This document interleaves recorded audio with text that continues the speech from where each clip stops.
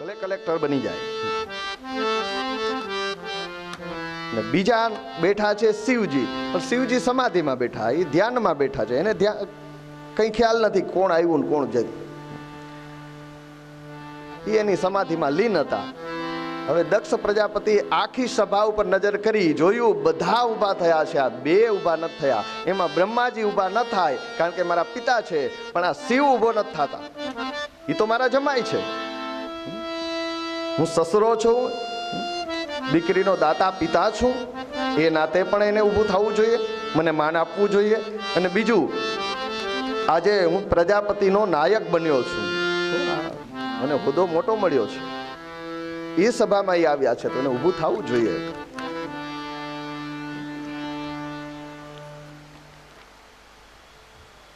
આ સ્વભાવથી દુઃખી માણસોની નિશાની છે.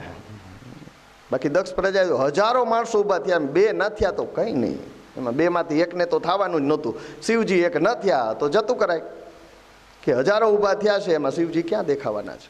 પણ નહીં, સ્વભાવથી માણસ દુઃખી હોય ને, એ ગમે એટલું સારું હોય એમાંથી ખરાબ જ જોવે. 70 mm નો સફેદ પડદો ને એમાં કાળું ટીલું કરી દો ને કોકને પૂછો કે શું દેખાય, તો કે કાળી ટીલી દેખાય. એક કાળી ટીલી દેખાય, એવડો મોટો સફેદ વ્હાઈટ પડદો નથી દેખાતો. સ્વભાવથી દુઃખી માણસ, એનું મન ક્રોધે ભરાણું અને જેમ તેમ બોલવા લાગ્યો. સભાને સંબોધીને કહે છે કે હે સભાસદો સાંભળો, હું અહંકારથી નથી બોલતો, પણ જુઓ આ મારો જમાઈ શિવ વડીલો આવે ત્યારે પોતાની જગ્યાએથી ઊભા થઈને માન આપવું, વંદન કરવા એવો કોઈ વિવેક જાણતો નથી. એનામાં વિવેક ક્યાંથી હોય? સમાજના નીતિ નિયમોને ક્યાંથી જાણે? સમાજમાં રહે તો ખબર પડે ને. આ તો સ્મશાનમાં રહેનાર છે, ભૂત પ્રેતોની સાથે રહેનાર છે. આ તો મારા પિતા બ્રહ્માના કહેવાથી મારી દીકરી ભવાની મેં એને દઈ દીધી, મારી દીકરીની જીદના કારણે મેં એને આપી. બાકી મારા જમાઈ બનવાને આ લાયક નથી. અરે આ શિવ દેવ નથી. આજથી કોઈ યજ્ઞની અંદર શિવને ભાગ નહીં આપવાનો, એ અહીંથી હું હુકમ કરું છું. દક્ષ પ્રજાપતિને બિરુદ મળ્યું, સત્તાપુર આવ્યા ભેગો પેલો વટહુકમ કર્યો અને એ ખોટો, સત્તાનો દુરુપયોગ કર્યો. આમ દક્ષે શંકરની નિંદા કરી ત્યારે શિવજી તો કંઈ ન બોલ્યા, એ તો ઊભા થઈ શાંતિથી બેઠા રહ્યા. પણ એની સાથે જે ગણો હતા નંદી આદિ, એનાથી સહન ન થયું. અમારા પરમાત્માનું અપમાન એનાથી સહન ન થયું.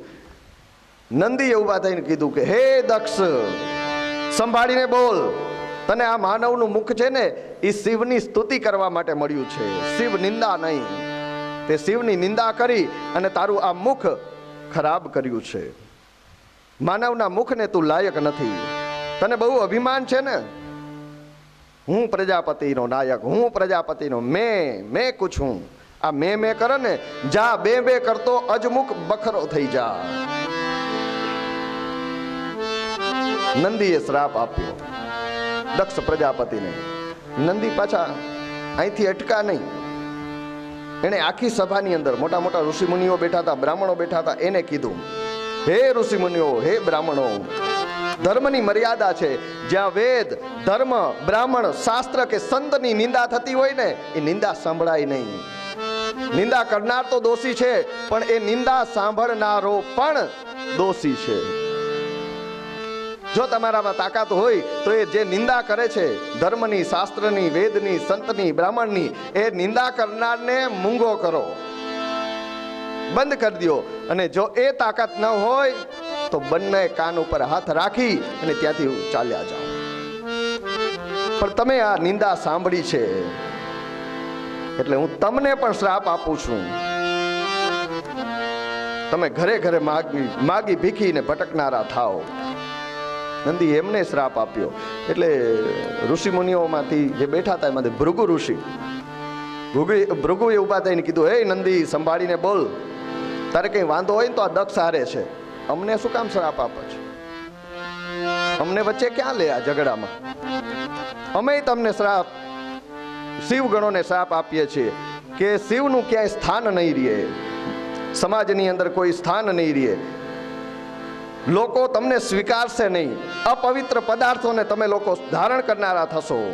આ રીતે સામે ભૃગુ ઋષિએ પણ શિવ ગણોને શ્રાપ આપ્યો. આ શ્રાપાશ્રાપી થઈ, શ્રાપની તડામારી થઈ. શિવજીને આ ના ગમ્યું, વાતાવરણ એકદમ સંઘર્ષમય થઈ ગયું. શિવજી ઊભા થયા અને ત્યાંથી ચાલ્યા, પોતાના ગણોને લઈ અને ચાલી નીકળ્યા.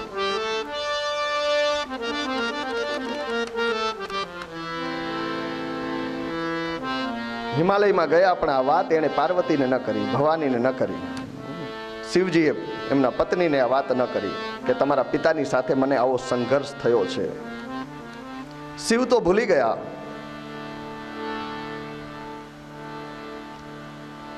પણ દક્ષ પ્રજાપતિએ મનમાં ગાંઠ વારીને રાખી કે ક્યારે મોકો મળે ફરીથી શિવનું અપમાન કરવું. હું આવ્યો ને ઊભો ન થયો હોય, મારું અપમાન થયું, હવે શિવનું ક્યારે મોટું અપમાન હું કરું. દરરોજ આ વસ્તુને યાદ કરતો, દ્વેષ કરતો. અને થોડો સમય ગયો પછી કોઈ યજ્ઞ નહોતું કરતું, કારણ કે યજ્ઞ કરવાવાળા ફસાય. દક્ષ પ્રજાપતિનો વટહુકમ છે, આદેશ છે કે શિવનું સ્થાપન નહીં કરવું, અને શિવનું જો સ્થાપન ન કરે તો શિવના એને ક્રોધનો સામનો કરવો પડે. એટલે યજ્ઞ આગાદી કોઈ કરવાનું બંધ કરી દીધું. દક્ષ પ્રજાપતિ વિચારે કોઈ નથી કરતું તો કઈ નહીં, હું કરું. એટલે દક્ષ પ્રજાપતિએ હરિદ્વારની અંદર કનખલમાં એક મોટો યજ્ઞ કર્યો. યજ્ઞની અંદર બધા દેવતાઓને બોલાવ્યા.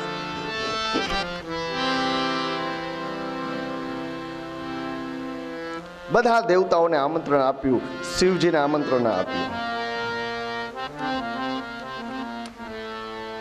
અને જ્યારે યજ્ઞ હતો, યજ્ઞમાં જવા માટે બધા દેવતાઓ પોતાના વિમાનો લઈને નીકળે છે.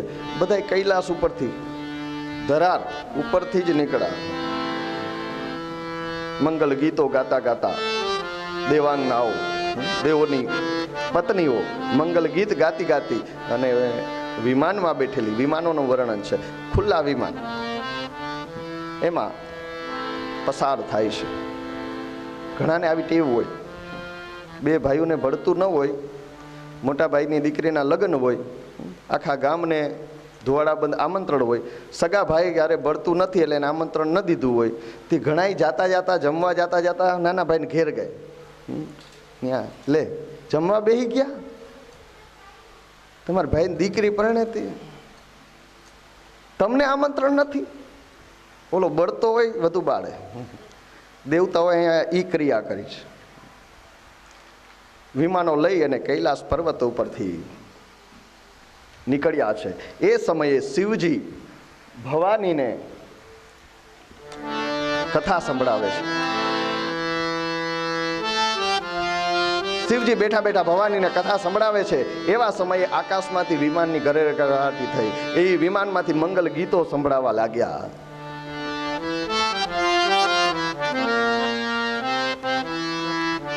સતિમ બિલોકે વ્યોમ વિમાના, સતિ બિલોકે વ્યોમ વિમાના,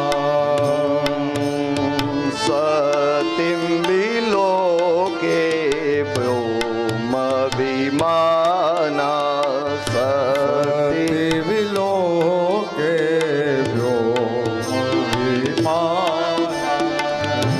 જાત ચલે સુંદર વિધિ નાના, જાત ચલે સુંદર નાના. ભવાનીનું ધ્યાન વિમાનમાં ગયું. બહાર આવીને જોવે છે તો સંગાલેલા વિમાન જાય છે, મંગલ ગીતો ગાતા ગાતા જાય છે.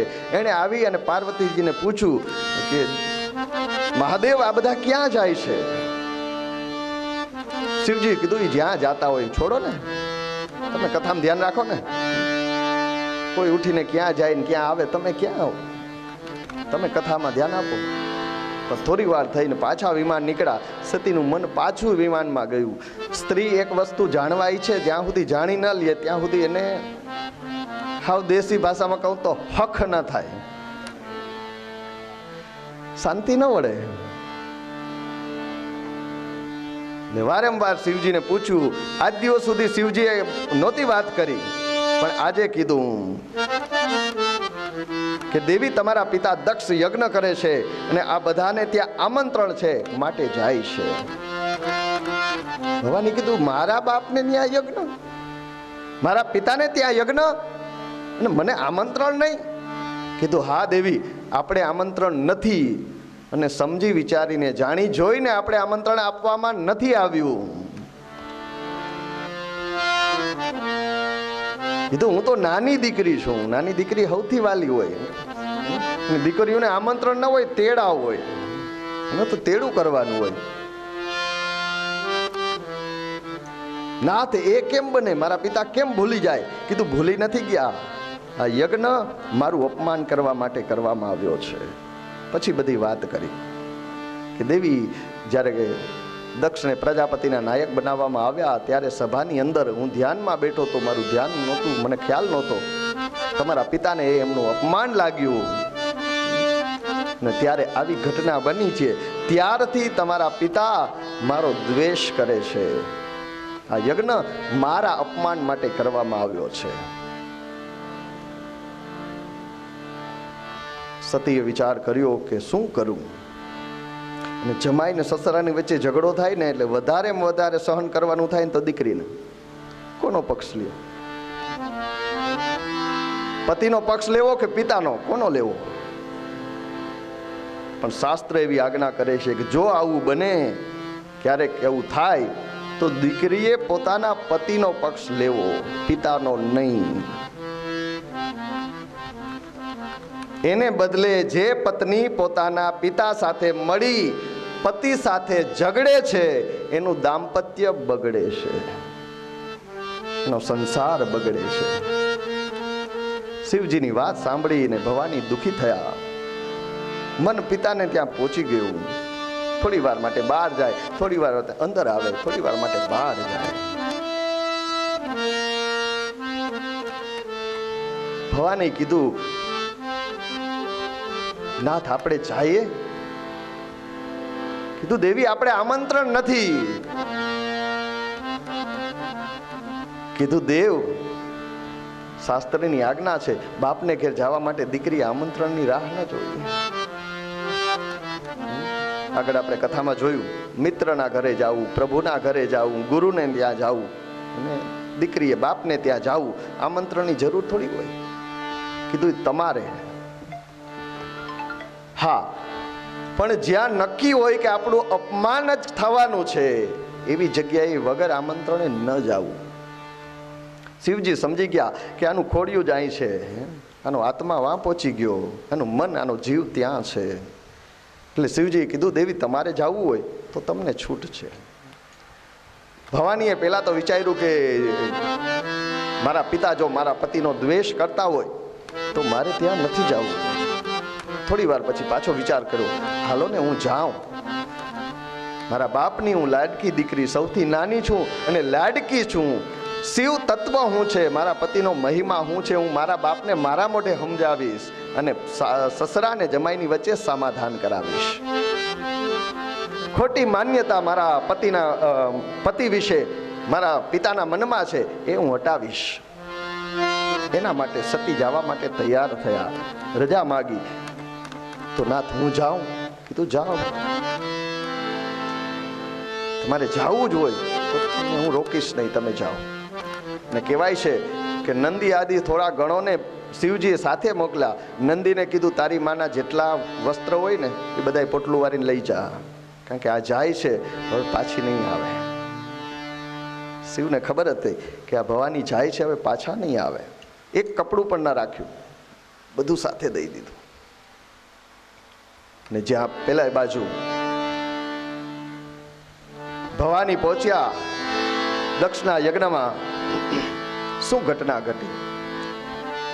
पीता भवन जब गई भवानी, पीता भवन जब गयो भवानी, पीता भवन जब गई भवानी, पीता भवन जब गयो भवानी, दक्ष त्रास काहू नशन मानी, दक्ष त्रास काहू नशन मानी, सादर मिली भले ही एक माता, सादर मिली भले ही एक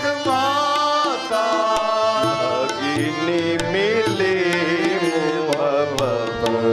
मुस्काता, भगिनी मिली बहुत मुस्काता, मंगल भवन अमंगल हारी, मंगल भवन मंगल हारी, द्रवहु सुदशरथ अचिर बिहारी, द्रवहु सुदशरथ अचिर बिहारी, પિતા ભવન જબ ગઈ ભવાની, દક્ષ ત્રાસ કાહુ ન સન્માની. દક્ષે પહેલેથી કહી રાખ્યું હતું કે મારી નાની દીકરી ભવાની અને એમનો પતિ શિવ આવે કોઈ એનું સ્વાગત કરવાનું નથી, એને કોઈએ આવકારો દેવાનો નથી, એને આમંત્રણ આપવામાં આવ્યું નથી, એ આંગણે આવે તો કોઈએ બોલાવવાની નથી.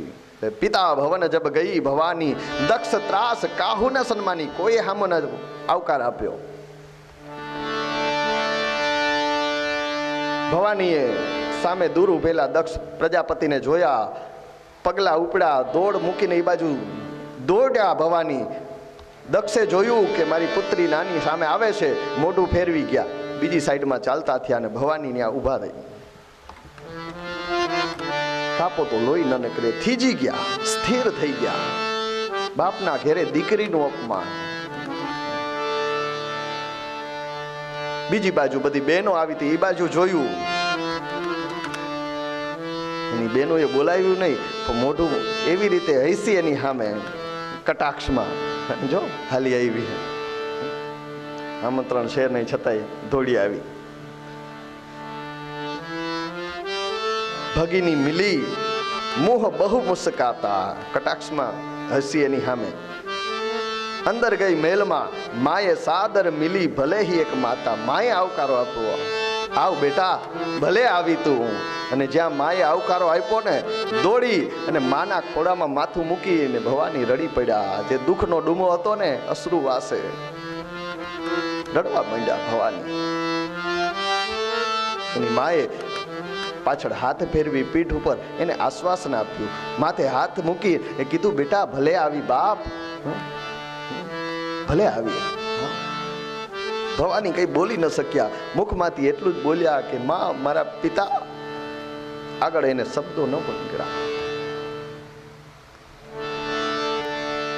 બેટા શાંત થા, તું તો જાણે છે તારા પિતાનો સ્વભાવ એવો છે, શાંત, રડ નહીં દીકરા. આપણે આંગણે સારો પ્રસંગ છે, દીકરી અહીં આવીને આંસુ સારે રડે એ સારું નહીં. ભવાની એક વાત તો સમજી ગયા કે મારા પતિ કહેતા હતા ને, એ વાત 100% સાચી, 100% સાચી. આ મારા પતિનું અપમાન કરવા માટે જ યજ્ઞ આયોજન કરવામાં આવ્યું. ચાલો યજ્ઞ મંડપમાં જાઉં, ત્યાં જઈને જોઉં. મારા પિતાએ ભલે મારું સ્વાગત ન કર્યું, પણ યજ્ઞ મંડપમાં મારા પતિનું સ્થાપન હશે, ત્યાં હું બેસીશ. શિવનું સ્થાપન વગરનો યજ્ઞ ન હોય. એટલે ત્યાં ગઈ અને ત્યાં પહોંચી યજ્ઞ મંડપની અંદર, આખા યજ્ઞ મંડપની અંદર આટો માર્યો, ક્યાંય શિવની સ્થાપના ન જોઈ, શિવનું સ્થાન ન જોયું. અને સાચી નારી છે ને, એ બધું સહન કરે, પોતાના પતિનું અપમાન આર્ય નારી, સતી નારી સહન ન કરે. અને ભવાની ક્રોધે ભરાણા. ભવાની તામ્રવર્ણી થયા છે, ક્રોધથી શરીર કંપવા માંડ્યું છે. સભામાં ઉદેશીને ભવાનીએ 13 શ્લોકની અંદર ભાષણ કર્યું.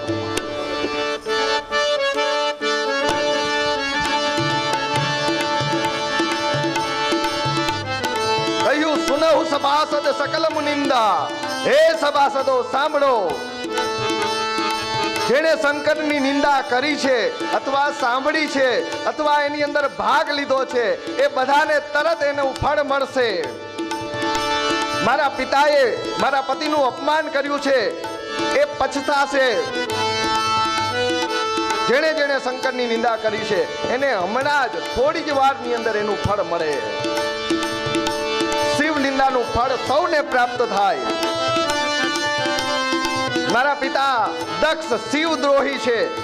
આ શરીરની અંદર એમનું રક્ત વહે છે, એ હવે મારે રહેવા નથી દેવું.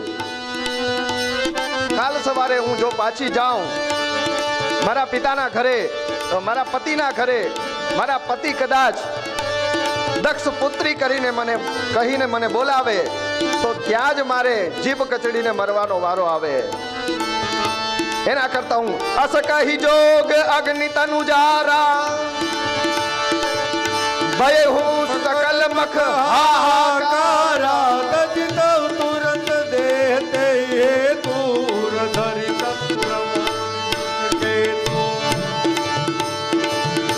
આમ કહી અને યોગ અગ્નિ પોતાના અંગુષ્ઠમાંથી યોગ અગ્નિને પ્રગટ કરી અને યજ્ઞશાળાની અંદર જ માં ભવાની ભડ અગ્નિની અંદર પડી ગયા છે. આખા મંડપમાં હાહાકાર થયો. બધા દક્ષ પાસે દોડીને ગયા અને કહેવા લાગ્યા, દક્ષ, યજ્ઞ મંડપમાં એક સ્ત્રીનું મૃત્યુ આ યોગ્ય ન થયું. તમારી દીકરી યજ્ઞ મંડપમાં પડી ગઈ છે, આ બરાબર ન થયું. આ યજ્ઞની પૂર્તિ ન કહેવાય, આ અધર્મ કહેવાય. દક્ષની નિષ્ઠુરતા જો. દક્ષે કીધું, દીકરી ગઈ તો મારી ગઈ છે, યજ્ઞ ચાલુ રાખો. માણસ જીદમાં આવે ને, વટમાં આવે એટલે ન કરવાનું. દીકરી ગઈ તો મારી ગઈ છે, તમારું કોઈનું કઈ નથી ગયું, જવા દો, યજ્ઞ ચાલુ રાખો. અને આ દ્રશ્ય જ્યારે માં બળી ગયા, નંદી આદિ ગણોથી સહન ન થયા. નંદી આદિ ગણો દોડ્યા છે યજ્ઞનો ધ્વંસ કરવા, યજ્ઞને રોકાવવા. ત્યારે ભૃગુ ઋષિએ યજ્ઞની અંદર આહુતિ આપી યજ્ઞનો ધ્વંસ કરે, એનો વિધ્વંસ કરે એવા ઋભુ નામના દૈત્યોને ઉત્પન્ન કર્યા છે. એ ઋભુ નામના દેવો યજ્ઞ મંડપમાંથી, યજ્ઞ કુંડમાંથી સળગતા લાકડા લઈ અને શિવના ગણોની પાછળ દોડ્યા છે. શિવના ગણોને માર પડ્યો છે. અને આ વાત નારદજીએ જઈ અને કૈલાસની અંદર શિવજીને કહી છે કે માં ભવાની બળીને રાખ થયા છે, એની દેહનો ત્યાગ કર્યો છે અને તમારા ગણોને માર પડે છે. જ્યારે શિવજીએ આ સાંભળ્યું કે મારા ગણોને માર પડે છે, ત્યારે ક્રોધે ભરાયેલા શિવ ઊભા થઈ જટા પછાડી જટામાંથી વીરભદ્રને ઉત્પન્ન કર્યો. વીરભદ્ર ઉભો થઈ શિવની સામે હાથ જોડીને ઉભો રહ્યો. વીરભદ્રને કીધું, જા જગતના તમામ ગણોને લઈ અને દક્ષ પ્રજાપતિના યજ્ઞનો અને દક્ષ પ્રજાપતિનો નાશ કરો. વીરભદ્રએ આહવાન કર્યું. આખા બ્રહ્માંડના ગણો આવ્યા છે. ભૂત, પ્રેત, પિશાચ, શાકિની, ડાકિની, કુષ્માંડ, ભૈરવ, આ બધા અતત્વ જીવ શિવના જે ગણો છે એ એકત્રિત થયા છે અને એક કનખલની અંદર ગંગાના કિનારે જ્યાં યજ્ઞ ચાલે છે એ યજ્ઞની અંદર આક્રમણ કર્યું છે. સમાચાર જબ શંકર પાયે વીરભદ્ર કરી કોપ ઉઠાય, યજ્ઞ દિવસ જોઈ દીન કીના, સકલ સુરન વિધિવત ફલ દીના, સકલ સુરન વિધિવત ફલ દીના. વીરભદ્ર આવ્યો છે, દક્ષને પકડીને એક લાફો માર્યો, ડોકું કપાઈને યજ્ઞકુંડમાં હોમાઈ ગયું. યજ્ઞકુંડનું નાળિયેર હોમાય એમ બીડું હોમાય એમ દક્ષનું માથું એની અંદર હોમાઈ ગયું. ભૃગુ ઋષિ જ્યારે આ હાલતો તો પ્રસંગ, ત્યારે બેઠા બેઠા આમ દાઢી ઓલું કરતા હતા. એક ભૂતળું જઈને એની દાઢી ખેંચી લીધી. ભૃગુ ઋષિની દાઢી ખેંચી લીધી. ભગદેવ આંખોથી આમ ઈશારા કરતા, એકે જઈને બે આંખો માર્યું, આંખો ફોડી નાખી. ભૂખા દેવ મરક મરક હસતા હતા. એક ભૂતળાઈ જઈને માર્યું તો દાંત કાઢી નાખ્યા બધા, ભૂખાના દાંત. દેવતાઓ જે જે આવ્યા હતા, કોઈના હાથ ભાંગ્યા, કોઈનો પગ ભાંગ્યો, કોઈનો બરડામાં દોડો દોડો, નાસો, ભાગો ભાગો. સારે કોળ દેવતાઓ ઋષિ મુનિઓ આમથી તેમ ભાગવા લાગ્યા. એવા સમયે શિવ આવ્યા છે. શિવે અર્ધ બળેલું ભવાનીનું સબ લીધું છે, ખંભે નાખ્યું છે અને આકાશની અંદર આમથી તેમ વ્યાકુળ થઈ અને ગતિ કરે છે. આ દ્રશ્ય વિષ્ણુએ જોયું. વિષ્ણુએ સુદર્શન ચક્ર છોડ્યું અને ભવાનીનું જે સબ હતું એના ટુકડા કર્યા. એ જ્યાં જ્યાં ટુકડા પડ્યા ત્યાં શક્તિપીઠો સ્થપાઈ છે. આજે પણ એ શક્તિપીઠો પૂજાય છે. શિવને શાંત કર્યા, શિવજીને શાંત કર્યા. શિવજી કૈલાસમાં ગયા, પોતાના ગણોને પાછા લઈ લીધા. દેવતાઓ બધા બ્રહ્માજી પાસે ગયા. બ્રહ્માજીને જઈ અને કીધું કે અમને બચાવો, શિવના ક્રોધમાંથી અમારી રક્ષા કરો. બ્રહ્માજીએ કીધું કે તો શું કામ ગયા હતા યજ્ઞમાં? કીધું આમંત્રણ હતું. કીધું મને આમંત્રણ નહીં હોય? મારા દીકરાઓ યજ્ઞ કરે તો મને નહીં હોય આમંત્રણ? હું ના આવ્યો. આમંત્રણનો વિચાર તો કરવો, ક્યાં જવું કે ક્યાં નહીં. બળ કરીને બાવો થયો, વૈરાગ્યની આવી નહીં હાણ. બળ કરીને બાવો થયો, વૈરાગ્યની આવી નહીં હાણ. પછી જ્યાં બોલાવે ત્યાં બેહી જાય, વિવાહ હોય કે કાણ. મારે દીકરાની આ પ્રસંગ હતો, હું ન ગયો. વિષ્ણુ ના આવ્યા, તમે હું આલી નીકળ્યા. કીધું અમારેથી ભૂલ થઈ, અમને માફ કરો, અમને ક્ષમા કરો. બ્રહ્માજી કે ભૂલ મારી કરી? ભૂલ શિવની કરી. શિવની ક્ષમા માગો. શિવજી પાસે જઈને એની સ્તુતિ કરો, એની પ્રાર્થના કરો. કીધું અમને ડર લાગે છે, શિવજી પાસે જાતા અમને ડર લાગે છે. તમે અમારી ભેગા આવો, તમારી પાછળ પાછળ અમે આવી, તમે સાથે આવો, તમારા રક્ષણમાં, તમારી પાછળ. આનું વ્યવહારિક ઉદાહરણ દઉં, સિમ્પલ ઉદાહરણ. હવે તો એવું બધું નથી. પહેલાના સમયમાં 10મું ધોરણ બહુ અઘરું હતું. 10મામાં છોકરો નપાસ થયો હોય, 2 વિષયમાં નપાસ થયો હોય ને રિઝલ્ટ લઈને આવે પતાકડું, મમ્મી પાસે આવીને રડવા માંડે, મમ્મી નપાસ થયો. અને બાપને કેમ કેવું કે હું નપાસ થયો? એટલે સાંજે જે કોઈ ધંધાવાળા હોય અથવા ખેડૂત હોય, ખેતરેથી આવે કે વેપારી હોય, સાંજે વેપાર ધંધાથી આવે તો એની મા એને કહે કે છાનો મનો રહેજે, ઘરના ખૂણામાં બેઠો રહેજે, આખા દીના થાયકા પાયકા આવ્યા જ, મોઢું હમણાં ન દેખાડતો, તું જોવે તો યાદ આવીએ કે આજ તારું રિઝલ્ટ છે. પેલાના જમાનામાં મા બાપને યાદ, બાપાને યાદ જ નહોતું, હવે છે બધું એમ. એટલે છોકરો છાનો મનો અંદર હોય, આવે, અછો અછો વાના કરે એની ઘરવાળી, હાચવે હરખી રીતે, જમાડે, જમીને એ ફળિયું હોય, ફળિયામાં ખાટલો નાખી અને આડા પડ્યા હોય તઈએ માં એ જ ફળિયામાં વાસણ સાફ કરતી હોય, ભાણા ઉટકતી હોય.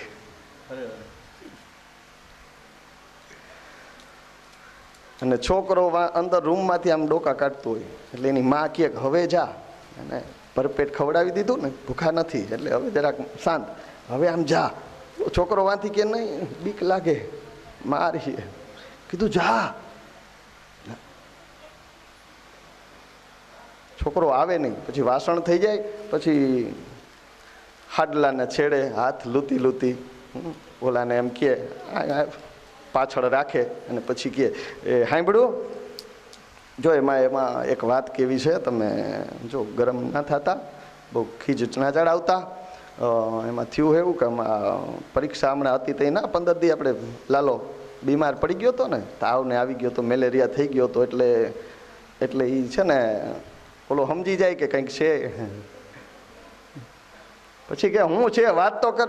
એટલે એ આજે એનું રિઝલ્ટ હતું ને, ખાલી બેમાં જ નપાસ થયો, બે જમાં. પણ એ પાછી પરીક્ષા દઈને પાસ થઈ જાહે. પેલી પરીક્ષા પાછી પરીક્ષા આવશે ને, એમાં પરીક્ષામાં હવે મહેનત કરજે, ખબરદાર જો ક્યાંય રખડવા ગયો તો ઓલાને ખીજાય એની સામે, છોકરાને પતિની સામે, ખબરદાર જો ક્યાંય ગયો તો ઘરમાં બેહીને મહેનત કરજે, બે વિષયમાં પાછો પાસ થઈ જાજે. ઓલો હશે નાટક જોઈને કે હા મા દીકરાનું મિલી ભગત. એમાં દેવતાઓ કીધું અમને ડર લાગે છે, તમે ભેગા આવો. બ્રહ્માજીને લઈ અને દેવતાઓ કૈલાસમાં ગયા. કૈલાસમાં જઈ અને શિવજીની સ્તુતિ કરી. શરણે પડી માગું ઘડી રે ઘડી, કષ્ટ કાપો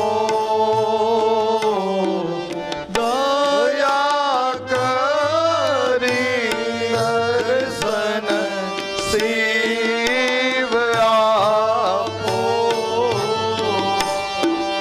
શંભો શરણે પડી માગું ઘડી રે ઘડી, કષ્ટ કાપો દયા કરી, દર્શન શિવ આપો. તમે ભક્તોના દુઃખ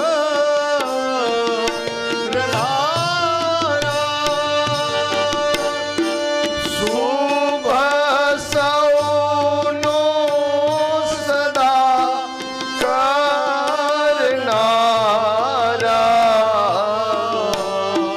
તમે ભક્તોના દુઃખ હરનારા, શુભ સૌનો સદા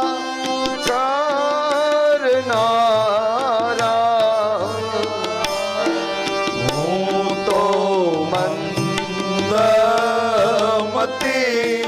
તારી અકળ ગતિ, કષ્ટ કાપો દયા કરી, દર્શન શિવ આપો. શંભો શરણે પડી માગું ઘડી રે ઘડી, કષ્ટ આપો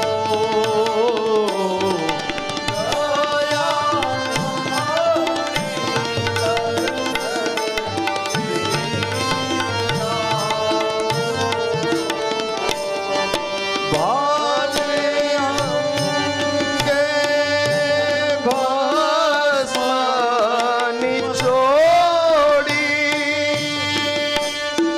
સંગે રાખો સદા ભૂત તોડી. અંગે ભસ્મ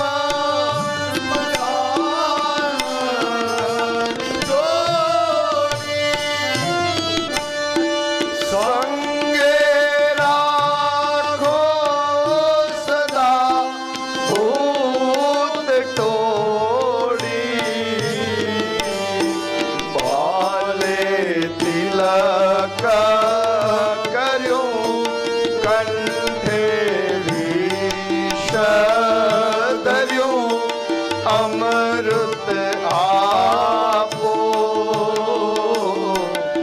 દયા કરી, દર્શન શિવ આપો. શંભો શરણે પડી માગું ઘડી રે ઘડી, કષ્ટ કા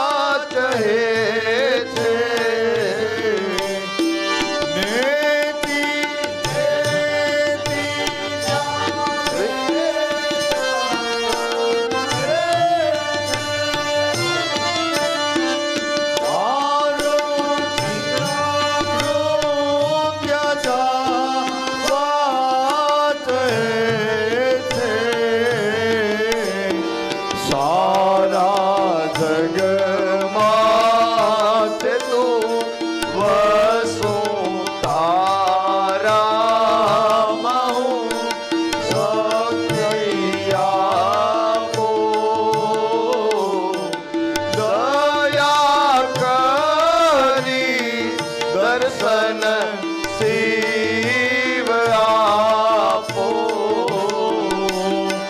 શંભો શરણે પડી માગું ઘડી રે ઘડી કષ્ટ કાપો દયા કરી દર્શન શિવ આપો તો એકલ પંથી પ્રવાસી છતાં આદમ કે માં ઉદાસી હું તો એકલ પંથી પ્રવાસી છતાં આદમ કે માં ઉદાસી ભાગ્યો મતી રે મતી કારણ મળતું નથી સમજણ આપો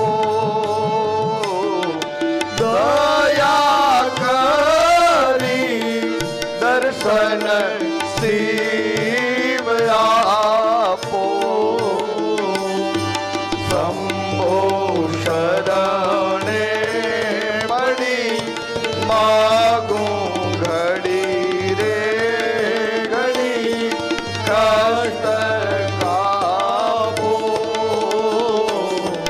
દયા કરી દર્શન શિવ આપો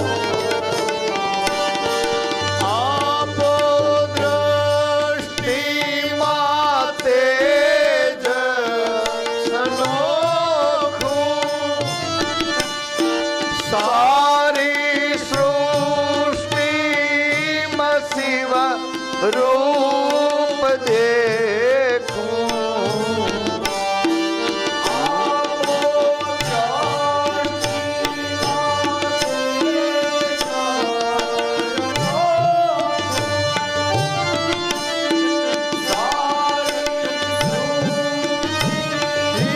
શિવ રૂપ દેખું મારા મનમાં વસો હસો શાંતિ આપો દયા કરી દર્શન શિવ આપો દયા કરી દર્શન શિવ આપો દયા કરી દર્શન શિવ આપો બોલીએ સોમનાથ મહાદેવ કી જય. દેવો આવ્યા છે, આવીને સ્તુતિ કરી.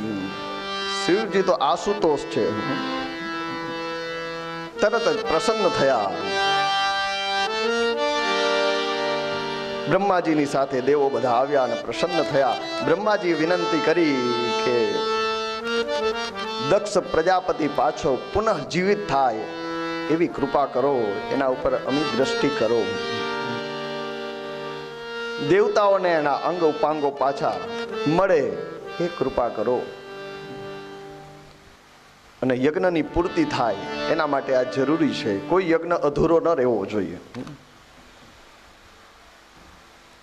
એટલે શિવજીએ કીધું કે મસ્તક તો અમાઈ ગયું હતું, એ તો બળી ગયું હતું. નાળિયેર હોમાય એમ બીડું હોમાય ને બળી જાય, બીડું પાકવા દેવું જોઈએ એટલે પકાવ્યું હતું. યજ્ઞ થાય ને એમાં બીડું હોયમાં પછી ઘીની ધારા થાય, કારણ કે એ જે બીડું હોયમું છે ને એને પકાવવાનું, રોટલો કાચો હોય તો નહીં, એમ આમ બીડું પાકવું જોઈએ. ઘીની ધારા કરીને ત્યાં સુધી એને અગ્નિ રાખવાનો, બીડું પાકી જાય, નાળિયેર આખું પાકી જવું જોઈએ. એમની આ યજ્ઞ ચાલુ હતો, કોઈક ભૂતળાએ ઘીની ધારા કરી દીધી હતી એટલે પાકી ગયું બીડું. એટલે મસ્તક તો હવે હતું નહીં, એટલે કીધું કે ઉત્તર દિશામાં જાઓ, જે સામે મળે એનું મસ્તક લઈ ઉત્તર દિશામાં ગયા. સામે એક બકરો મળ્યો, ઓલું કરી અને એનું મસ્તક લઈ આવી અને એના ધડની ઉપર રાખી શિવજીએ અમી દ્રષ્ટિ કરી અને દક્ષ પ્રજાપતિ પુનઃ જીવિત થયા. 5-25 વર્ષ પછી, 50 વર્ષ પછી સાયન્સ ન્યા ડોક્ટર શાસ્ત્ર ન્યા પહોંચે તો નક્કી નહીં હો, કોકનું માથું કોકને ફિટ કરી દે. આપણા શાસ્ત્રમાં છે એવું.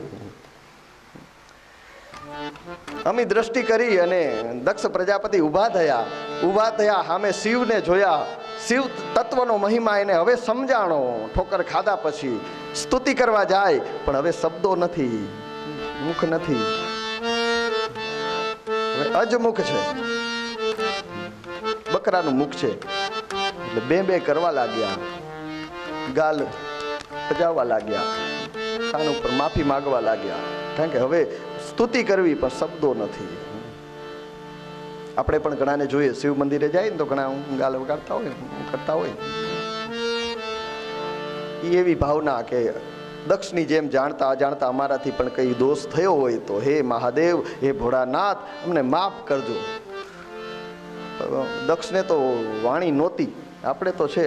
એના કરતા પ્રેમથી ગયો ને, વંદે દેવ ઉમાપતિમ સુરગુરુમ વંદે જગત કારણમ વંદે પન્નગ ભૂષણમ મૃગધરમ વંદે પશુનામ પતિમ વંદે સૂર્ય શશાંક વહની નયનમ વંદે મુકુંદ પ્રિયમ વંદે ભક્ત જનાશ્રયં ચ વરદમ વંદે શિવમ શંકરમ.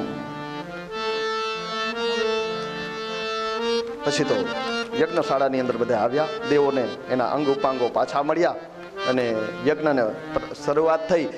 અને પૂર્ણાહુતિનું જ્યાં બીડું હોમવામાં આવ્યું, સાક્ષાત યજ્ઞ નારાયણ પ્રગટ થયા. બોલીએ પુરાણ પુરુષોત્તમ ભગવાન કી જય. વિષ્ણુ નારાયણ પ્રગટ થયા અને એણે ઉપદેશ આપ્યો કે હે દક્ષ, મારામાં, શિવમાં અને બ્રહ્મામાં ભેદ દ્રષ્ટિ ના રાખો. અમે એક જ તત્વના 3 સ્વરૂપ છે. કાર્ય ભેદ, મારી કાર્યનું કામનું ભેદ છે. કાર્ય ભેદના નામે કારણે રૂપ ભેદ છે, નામ ભેદ છે, અંતે તો અમે એક જ છીએ. પરાત્પર બ્રહ્મ, એ બ્રહ્મને 3 સ્વરૂપ ધારણ કર્યા, એ બ્રહ્મા, વિષ્ણુ અને મહેશ. બીજા ધર્મની અંદર જેમ એક જ દેવ છે, એમ આપણામાં પરાત્પર બ્રહ્મ એક જ છે. એનો કોઈ આકાર નથી, નિરાકાર છે. એટલે એને જ્યોતનો આકાર આપવામાં આવ્યો, જ્યોત સ્વરૂપ, યા તો શિવલિંગ છે એ ઉર્ધ્વ ગતિ કરતો. એટલે આપણામાં પણ પરાત્પર બ્રહ્મ છે ને, બ્રહ્મા અલગ હો, બ્રહ્મ પરાત્પર બ્રહ્મ એક છે. એ બ્રહ્મે 3 સ્વરૂપ ધારણ કર્યા. બ્રહ્મા બની એણે સર્જન કર્યું, વિષ્ણુ બની એ પાલન કરે છે, શિવ બનીને સંહાર કરે છે.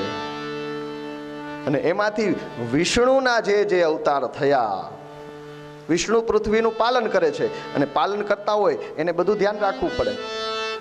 ધર્મની જ્યારે હાનિ થાય ત્યારે એને આવવું પડે. એટલે વિષ્ણુ 6 ભગ સાથે, 6 ભગ છે, એ 6 ભગ સાથે જે પ્રગટ થાય એ ભગવાન. એટલે વિષ્ણુએ જેટલા અવતાર લીધા એ ભગવાન. રામ ભગવાન, કૃષ્ણ ભગવાન, બુદ્ધ ભગવાન. ષડ ઐશ્વર્ય, 6 ઐશ્વર્યને લઈ અને ભગવાન શ્રી, યશ, વિદ્યા, લક્ષ્મી, વીર્ય, 6 ભગને લઈને જે જન્મે છે એ ભગવાન. જેમ ધન જેની પાસે છે એ ધનવાન, રૂપ જેની પાસે છે એ રૂપવાન, એને એ જ રીતે 6 ભગ જેની અંદર છે એ ભગવાન. તો એ વિષ્ણુએ, નારાયણે વિષ્ણુએ જે રૂપ લીધા એ ભગવાન, અવતારો જે ધારણ કર્યા એ, અને એની કથાઓ આપણે સાંભળીએ છીએ.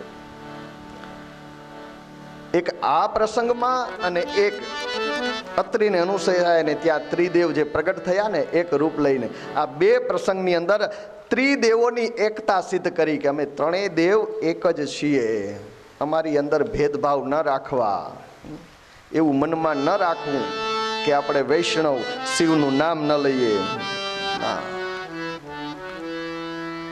ભાગવતની અંદર જ અંતે આવે છે કે વૈષ્ણવોમાં શ્રેષ્ઠ હોય ને તો શિવજી છે. વૈષ્ણવા નામ યથા શંભો, જેવા શંભુ વૈષ્ણવ છે ને એવા વૈષ્ણવ થવું. શિવજીના બાળ સ્વરૂપ, એના ઈષ્ટ કોણ છે? બાળ સ્વરૂપ. હવે ઠાકોરજી કે રામ ભગવાન જે લેખો પણ બાળ સ્વરૂપ, આપણે એ વૈષ્ણવને બાળ સ્વરૂપ જ આપણું ઈષ્ટ છે. અને આ વસ્તુ, આની ચોખવટ મને મારા પૂજ્યપાદ ગુરુદેવ, જેની પાસેથી મેં બ્રહ્મ સંબંધની દીક્ષા લીધી, ગોવિંદરાયજી, એમણે એમના ચરણોમાં બેસી અને આ ખુલાસો, આ ચોખવટ સાંદીપનીમાં એ આવતા, બહુ આવતા. અતુલભાઈને એના યજ્ઞ કરાવવા જતા. અમે 2 કથાકાર સાંદીપનીના, પણ ત્યારે બ્રહ્મ સંબંધ લીધું ને એ પછી આવી ઘણી વૈષ્ણવ સંપ્રદાયની મને શંકા જે હતી, મને ને બીજા મારા મિત્રને બેયને અમે ગોવિંદરાયજીના ચરણોની અંદર એ વિદિત કરી અને એને જે સલાહ સૂચન આપ્યું એને અમે હૃદયમાં કોતરી ધારણ કરી. પછી ગમે ત્યાં ગમે સાંભળ્યું નહીં. ગુરુએ કીધું ને, ગુરુ આજ્ઞા અવિચારણીયા. એ જ વંશજ લાલન પધારવાના ને, આજે બાવાશ્રી પધારવાના.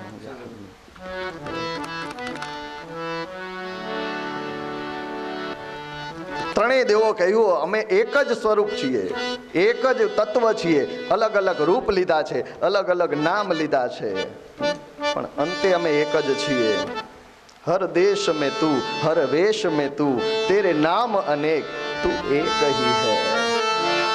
हर देश में तू, हर वेश में तू, तेरे नाम अनेक, तू एक ही है.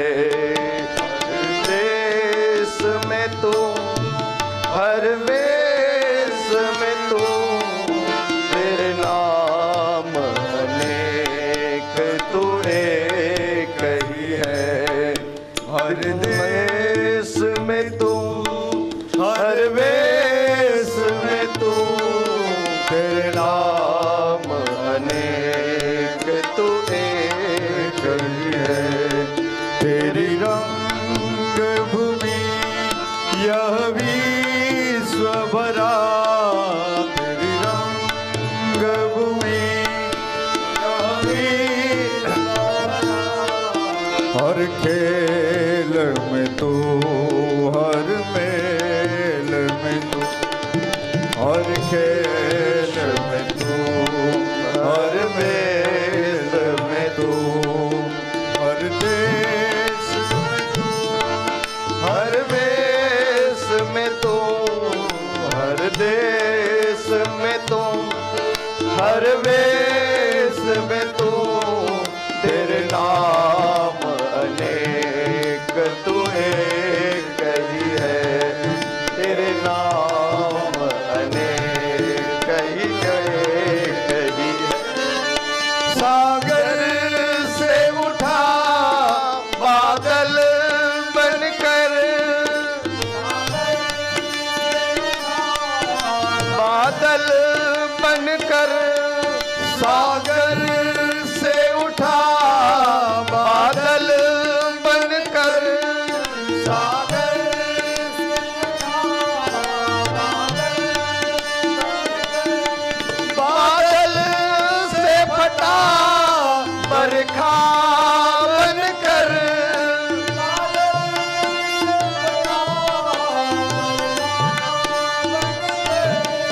बादल से फटा बरखा बनकर,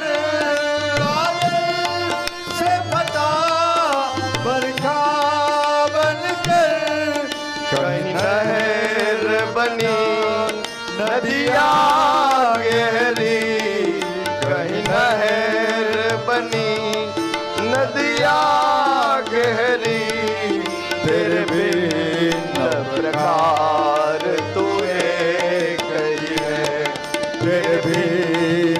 प्रकार तू एक, हर देश में तू, हर वेश में तू, हर देश में तू, हर वेश में तू, तेरे नाम ने तू एक ही है, तेरे नाम अनेक तू एक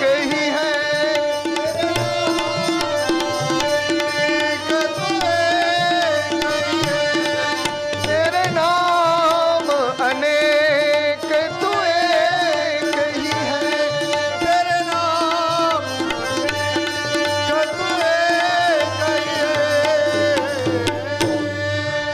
हर देश में तू, हर वेश में तू, तेरे नाम अनेक तू एक ही है।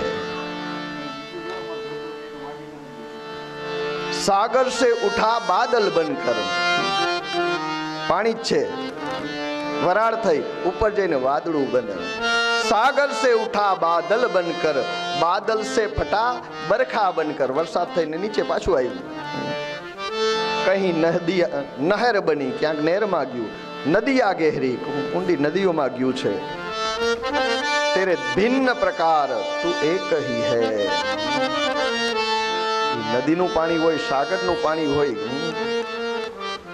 કુવાનું પાણી હોય, વીરડાનું પાણી હોય, છે તો પાણી જ। तेरे नाम अनेक तू एक ही। ત્રિદેવોની એકતાને બોધ આપી યજ્ઞની પૂર્ણાહુતિ કરી, બધા દેવોને એના અંગ ઉપાંગો પાછા આપી અને યજ્ઞ પૂર્ણ થયો અને આ સાથે ધર્મ પ્રકરણ અહીંયા પૂર્ણ થયો છે। અર્થ પ્રકરણની કથાની અંદર આપણે પ્રવેશ કરીએ। મૈત્રેય મહારાજ વિદુરજીને કહે છે કે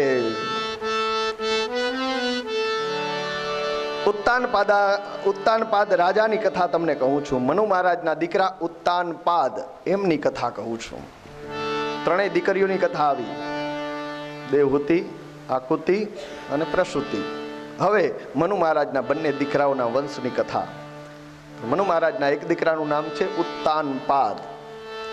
ઉત્તાનપાદ એટલે ઉપર પગ નીચે માથું। માના ગર્ભની અંદર આપણું આ જ પરિસ્થિતિ છે, પગ ઊંચા છે, મસ્તક નીચે છે, એટલે ઉત્તાનપાદ આપણે સૌ જીવ। એ ઉત્તાનપાદ રાજાને બે રાણીઓ છે, એક સુનીતિ, બીજી સુરુચિ।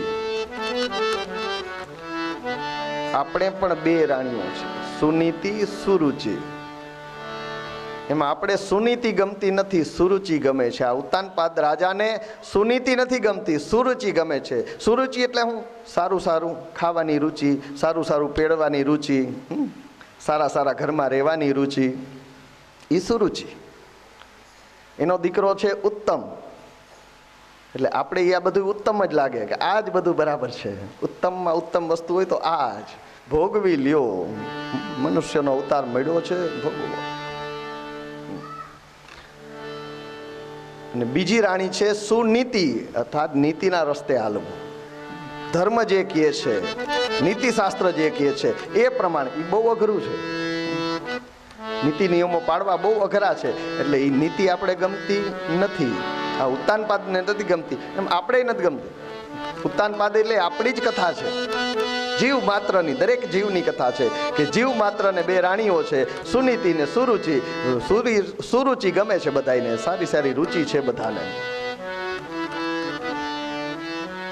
એનો પુત્ર છે ધ્રુવ, સુનીતિનો પુત્ર છે ધ્રુવ। ધ્રુવ એટલે અચલ, એક જગ્યાએ સ્થિર છે। જો નીતિના રસ્તે જવું હોય તો મન મક્કમ રાખવું પડે, સ્થિર રાખવું પડે, ડગી જાય ના હાલે।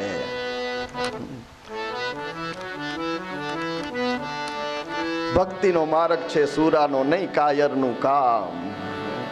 ખડગની ધાર ઉપર ચાલવા જેવું કઠિન છે।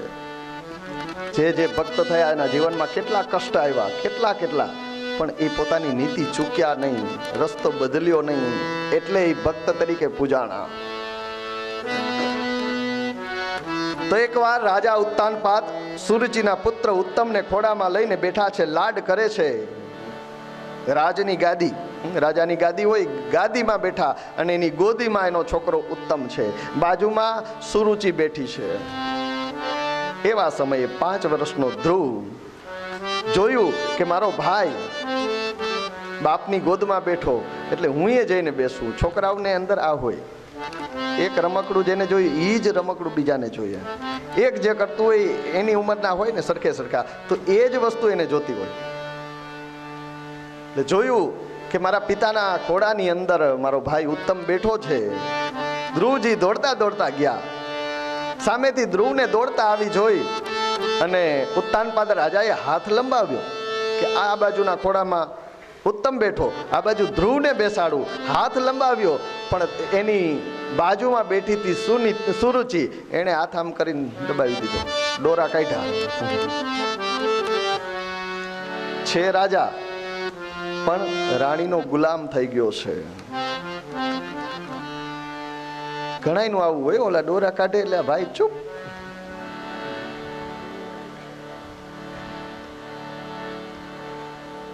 ક્યાંક જમણવારમાં જોજો, ક્યાંક ગયા હોય ને જમતા હોય આપણે, ત્યાં મહેમાન 2 જણા આવ્યા હોય ને ઓલો લીધા લીધ થાય ને તો ઓલી દોરા કાઢે. ઓલો જાંબુ લેવા હાથ લંબાઈ હોય પાછો લઈ લે.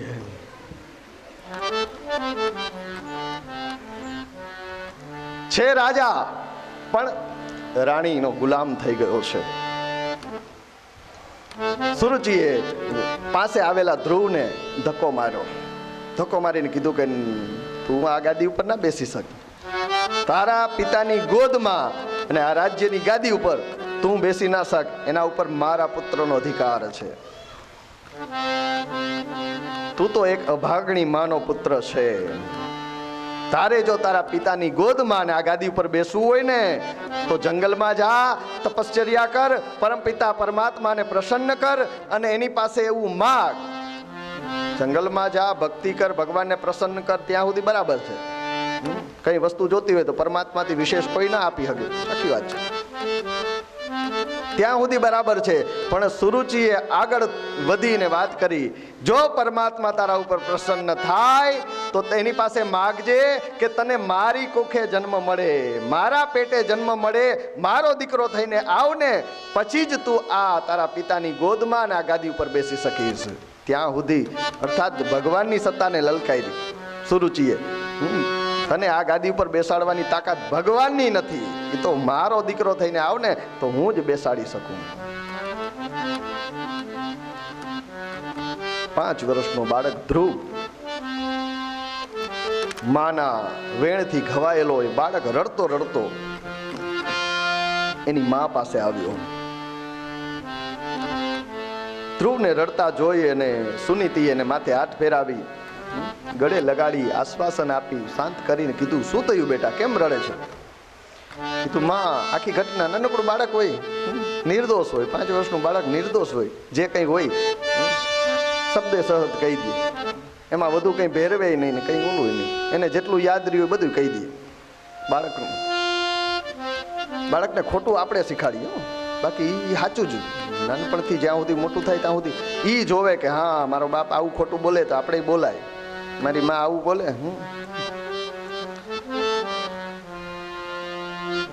એક જણો એના ઘરમાં હતો ને દૂરથી એના ભાઈબંધને આવતો જોઈ ગયો,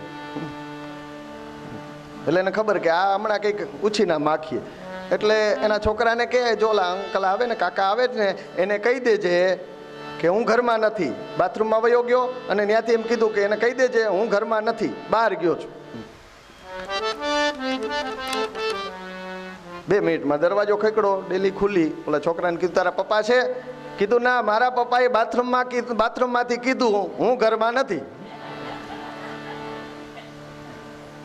બાળક નિર્દોષ છે, એ બોલી દેવાનું. જે ઘટના ઘટી હતી આખી ઘટના એને કહી. અને સુનીતિ જોજો, હા સુનીતિ છે, બીજી કોઈ હોય તો હાડલાનો હેડો વાલીને સીધી બાંધવા જાય કે મારા દીકરાને 5 વર્ષના છોકરાને આમ કીધું, તે આવા વેણ કીધા. સુનીતિ નીતિ છે ને, એ કીધું કે બેટા સુરુચિ માની વાત સાચી છે, તારે જો ગાદીએ બેસવું હોય ને તો એ તો પરમપિતા પરમાત્મા જ બેસાડી હગે, પરમાત્મા જ આ લીલા કરે છે. ને બેટા એ પણ તારી માં જ છે ને, એ પણ વડીલ છે ને તારી માં છે. માં કોઈ દી બાળકનું અહિત નહીં છે, વડીલ કોઈ દી ખરાબ ન ઓલું કરે. જો સાચી રીતે તારે એ ગાદી ઉપર બેહવું હોય તો જંગલમાં જા, પરમપિતા પરમાત્માને પ્રસન્ન કર, પ્રભુનું ભજન કર. પરમાત્મા કૃપા કરશે તો તને એ ગાદી મળશે.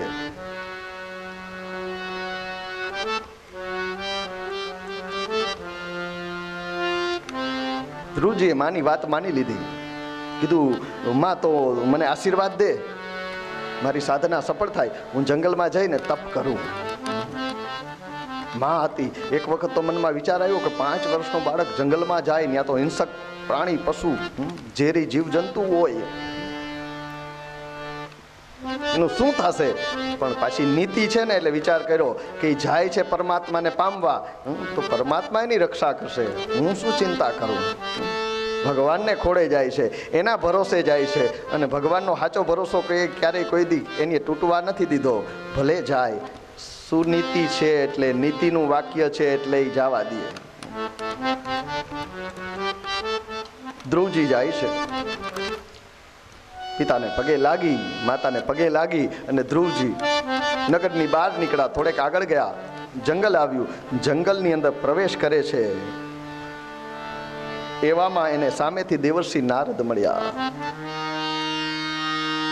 નારદજી જોયું, નાનકડો 5 વર્ષનો બાળક આ જંગલમાં અંદર ક્યાં આટા મારે છે? હજી તો આમ ઘોર જંગલ છે, અઘોર જંગલ છે, એની અંદર જાય છે. આ ક્યાં જાય છે? એને ઉભો રાખીને કીધું, ઓય છોકરા, ક્યાં જા છે? કીધું જંગલમાં, વનમાં. શું કરવા? તો કે ભગવાનનું ભજન કરવા, તપ કરવા, તપશ્ચર્યા કરવા. કેમ? ભગવાનને મેળવવા છે, ભગવાનને પ્રસન્ન કરવા છે. ભગવાનને પ્રસન્ન કરીને શું કરવું છે? કીધું મારા પિતાના ગોદમાં બેહવું છે.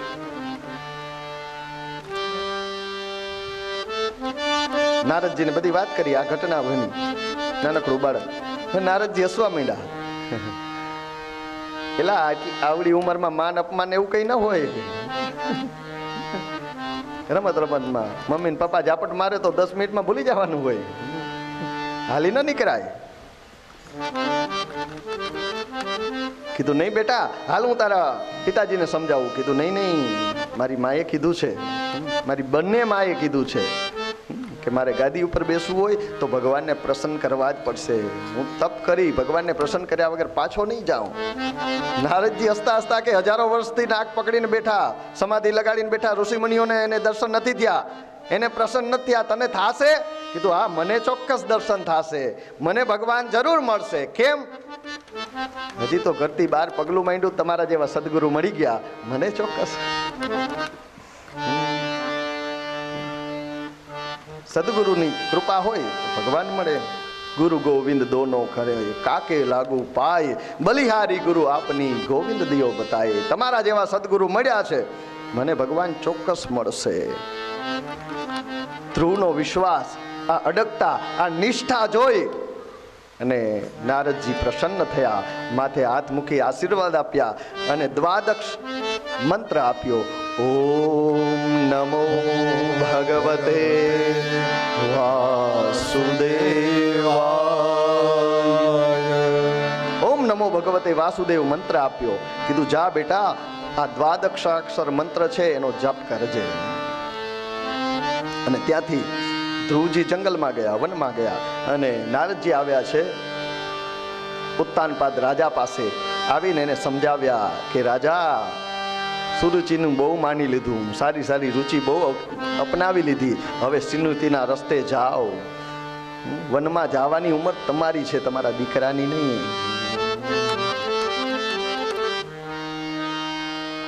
હવે સુરુચિને છોડો, સુનીતિને અપનાવો, જીવનમાં નીતિને પ્રસ્થાપિત કરો, જીવન નીતિના રસ્તે ચાલો.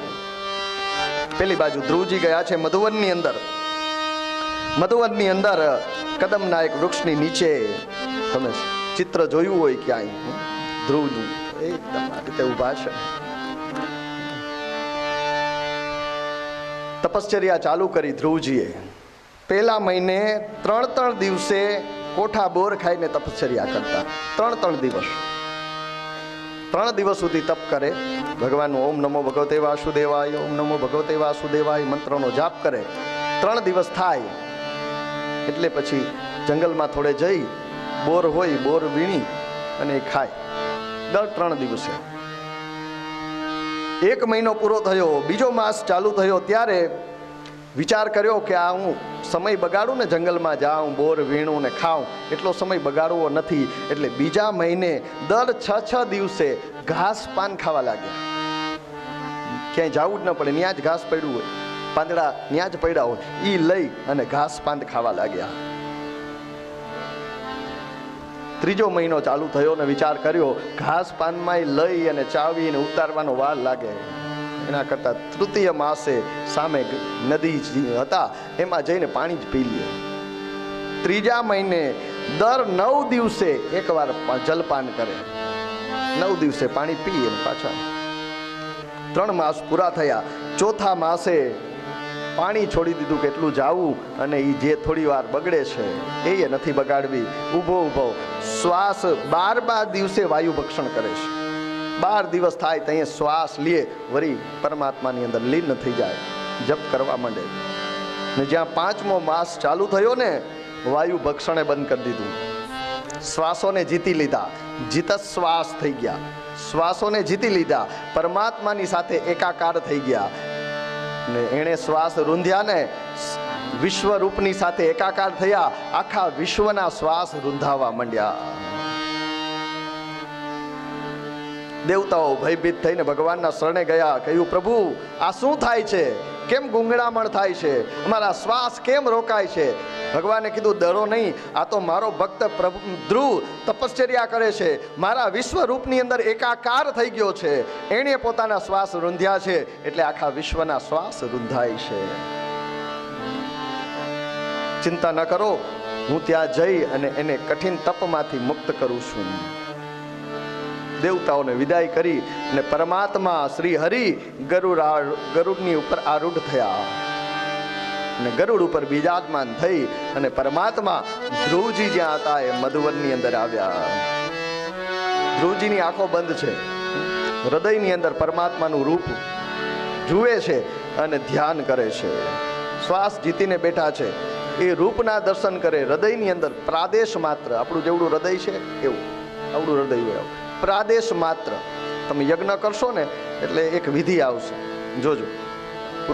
વ્યવસ્થિત બ્રાહ્મણો જો યજ્ઞ કરાવતા હોય વિધિ વિધાનથી, તો એમાં તમને એક વિધિ એવી આવે કે જમીનને આમ હાથ અડાડી અને ડાબી બાજુ હૃદયમાં અડાડો, આવી વિધિ આવશે. યજ્ઞમાં જાઓ એટલે વાતું ન કરવી, જોવું. એમાં હાચા કોઈ સારા વિદ્વાન બ્રાહ્મણ કરાવતા હોય ને, એક વિધિનું નિરીક્ષણ કરવું, એનું દર્શન કરવું. જરૂર લાગે ત્યાં એનો મિનિંગ પૂછવો, અર્થ પૂછવો. કર્યું સર્વે ફોક એમ નહીં, સમજીને કરો. તો એમાં એવો ભાવ છે કે બધા દેવો પધારો, આ બ્રહ્માંડની અંદર જેટલા દેવો છે બધા આવો, પણ ક્યાં આવો? એ મારું હૃદય એક પ્રાદેશ માત્ર છે, આની અંદર આવી અને બિરાજો. મારા હૃદયની અંદર બધા દેવો આવીને બિરાજો, પછી હું યજ્ઞ કાર્ય કરું, પછી હોમ પછી ચાલુ થાય. આ વિધિ પેલા આવે. તો હૃદયની અંદર પરમાત્માનું જે સ્વરૂપ દેખાય છે, ભગવાન આવીને ઊભા છે, પણ ધ્રુવજી તો ધ્યાનની અંદર હૃદયમાં જે સ્વરૂપ છે એનું જ દર્શન કરે છે. એટલે ભગવાને એ હૃદયમાં જે સ્વરૂપ હતું ને એને અંતર ધ્યાન કર્યું, એને હટાવ્યું. એ સ્વરૂપ દેખાતું બંધ થયું. ધ્રુવજી બેબાકડા થઈ ગયા, આંખો ખુલી ગઈ. આંખો ખુલી તો સામે શ્રી હરિ ગરુડારૂઢ થઈને ઊભા છે.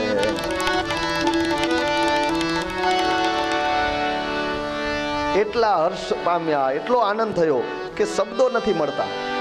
ધ્રુવજીને સ્તુતિ કરવી, કંઈક બોલવું છે, શબ્દ નથી મળતા. 5 વર્ષનો બાળક શું ઓલું કરે? ભાવ વિભોર થયા. ભગવાન સમજી ગયા કે ધ્રુવજી વ્યાકુળ થયા, અને કંઈક બોલવું છે તો બોલી નથી શકતા. એટલે ભગવાનના હાથની અંદર જે શંખ હતો ને, એ શંખને ભગવાને ધ્રુવજીના ગાલે અડાડ્યો, અને વીણાવાદીની માં સરસ્વતી જાણે એના કંઠમાં બિરાજી હોય એ રીતે સ્તુતિ કરવા લાગ્યા. યોનંત પ્રવિશ્ય મમ વાચમિમાં પ્રસુપ્તાં સંજીવયત્યખિલ શક્તિધર સદાના અન્યાશ્ચ હસ્તચરણ શ્રવણ ત્વગાદિન પ્રાણાન્નમો ભગવતે પુરુષાય તુભ્યમ. હે નારાયણ, આપ જ મારી અંદર પ્રવેશી મારી સૂતેલી વાણીને જાગૃત કરો છો. આપની કૃપાથી જ હું બોલી શકું છું. મારી તમામ ઇન્દ્રિયો આપના કારણે